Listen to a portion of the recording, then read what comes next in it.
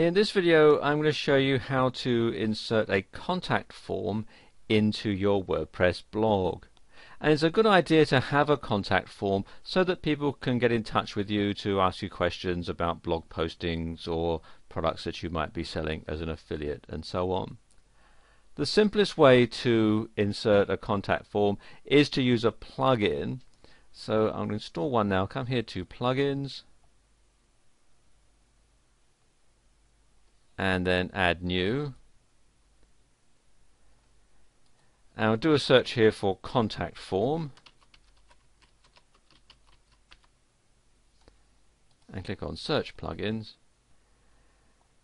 And as you can see, there are a whole lot of different contact forms that you can have.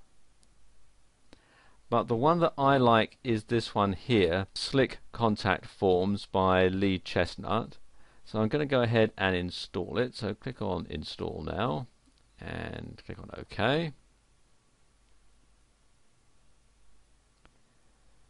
And that's installed. So I'm going to click on Activate Plugin. And there we are, the plugin is activated. So now I need to configure it. So come down here to Settings.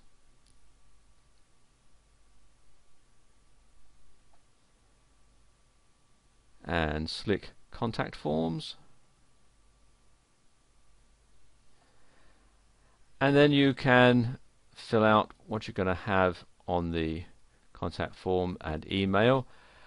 The default email address for receiving contact emails, this will be set up as the administrator's email, but you can change it if you wish. And you have the email subject. I'm going to say from Sam's blog.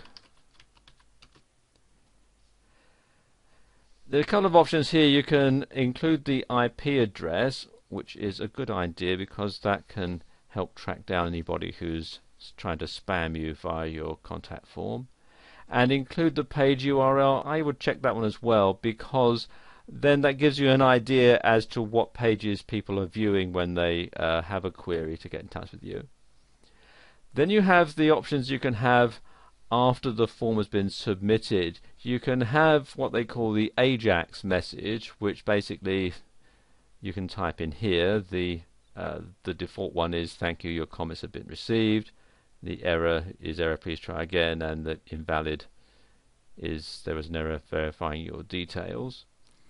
And then you've got the validation messages, "Input required," and "Enter a valid email." You can also, if you wish, have a redirect, and you can enter here the URL of the page that you want people to go to after the email has been sent, or if there's an error, and so forth. I'm going to stick with the AJAX message and then click on Save Changes. And there we go, the settings are saved. So I go back to the dashboard, and then I need to insert a widget into my main page so that the contact form can be activated. So I'm going to click here on widgets, and then scroll down till I find the Slick Contact Forms. And what Slick Contact Forms do is it adds a floating contact form, which means that it's not actually included in a sidebar, even though you have to actually include the contact form in a sidebar. You'll see what I mean in a minute. That doesn't make a lot of sense, but you'll see what I mean. Okay, first thing to do is to slide this in to the sidebar that we're going to put it in. So just ease it up here. I'm going to put it in the left sidebar. I'm just going to put it in here and then configure it here. You can have either as floating or slide out. I'm going to have it as floating. and the tab text Contact Us. I'm going to leave the width and the other things here set at the default settings, and the skin I'll leave that as black because that will fit in, but you can change it if you wish.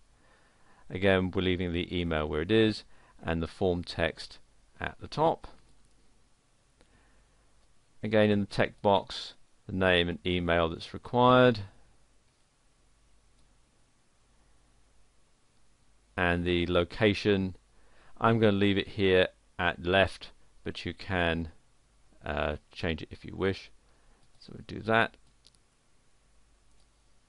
and now click on Save, and there we go, that's done. Now if I go to the blog site, you can see that the contact form is floating right here. I'm using a very small screen resolution for this. If you're looking at it on a larger screen resolution, you'll see it off to the side and it won't obscure the name of the blog. And if I click on it, you can see we have the space for people's name and email and their questions or comments, and the submit button and so on. So let's just enter that in and then click on submit. This is processing, and there you go, it flashes up, your comments have been received, and if I click there, that just closes that up. And I've rectified that problem now, so it's not obscuring the name. One thing I didn't explain earlier is what it means by floating. As I scroll down, you see it follows like that. Let's go back to the top and I'll show you something else. We go back to the widgets page. If I decide to have that as a slide out and then click on Save, and then refresh, you can see it moves over right to the side, and then when I click on it, it slides out like that, and I click on it again, it'll slide back in, and as I scroll down you can see it stays stuck to the side like that. They do ask for a donation if you use this on a regular basis, and there's a donate button in the setup area.